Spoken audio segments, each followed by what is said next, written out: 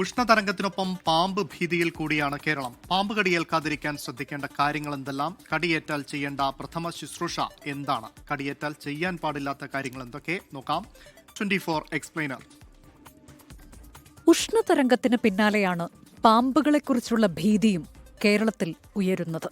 പാമ്പുകളുടെ താവളം ഒരുക്കുന്നതിൽ മനുഷ്യന്റെ അശ്രദ്ധയ്ക്കും വലിയ പങ്കുണ്ട്. വീട്ടുപരിസരത്തെ പുല്ലും കാടും വെട്ടിത്തെളിച്ച് സൂക്ഷിക്കലാണ് ഏറ്റവും പ്രധാനം. വിറക്, ചിരട്ട, പഴയ പാത്രങ്ങൾ എന്നിവ കൂട്ടിയിടാതെ സൂക്ഷിക്കുക.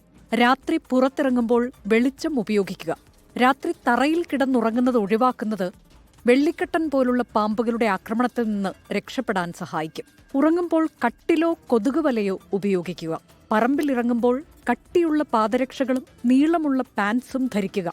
വീട്ടിലെ വിടവുകൾ പാമ്പുകൾ കടക്കാതിരിക്കാൻ അടച്ചു സൂക്ഷിക്കണം. കടിയേറ്റാൽ ഒരിക്കലും പരിഭ്രമിക്കരുത്. പേടിക്കുമ്പോൾ ഹൃദയമിടിപ്പ് വർദ്ധിക്കുകയും വിഷം വേഗത്തിൽ ശരീരത്തിൽ വ്യാപിക്കുകയും ചെയ്യും. കടിയേറ്റ ഭാഗം ഹൃദയത്തിന്റെ നിരപ്പിന് താഴെ അനക്കാതെ വയ്ക്കുക.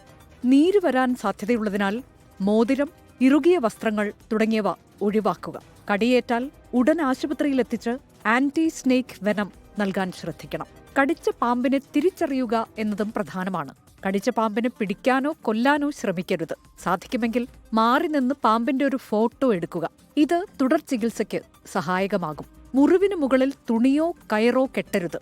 ഇങ്ങനെ ചെയ്താൽ രക്തയോട്ടം കുറഞ്ഞ് കോശങ്ങൾ നശിക്കും. അതുപോലെ മുറിവ് മുറിക്കാനോ വായ ഉപയോഗിച്ച് വിഷം വലിച്ചെടുക്കാനോ ശ്രമിക്കരുത്. മുറിവിൽ ഐസ് വയ്ക്കരുത്. മുറിവിൽ മന്ത്രവാദം, പച്ചമരുന്ന് പ്രയോഗങ്ങൾ തുടങ്ങിയ അശാസ്ത്രീയ രീതികൾ പരീക്ഷിക്കരുത്.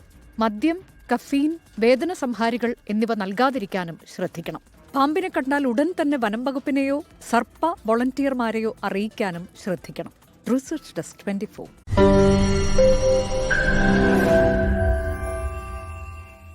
ലോകത്തെവിടെയായാലും ഏത് സമയത്തും 24 വാർത്തകളും ഓഗ്മെന്റഡ് റിയാലിറ്റി പാക്കേജുകളും എക്സ്പ്ലെയിനറുകളും വിശദമായി കാണാൻ ഞങ്ങളുടെ യൂട്യൂബ് ചാനൽ നിങ്ങൾക്ക് സബ്സ്ക്രൈബ് ചെയ്യാം.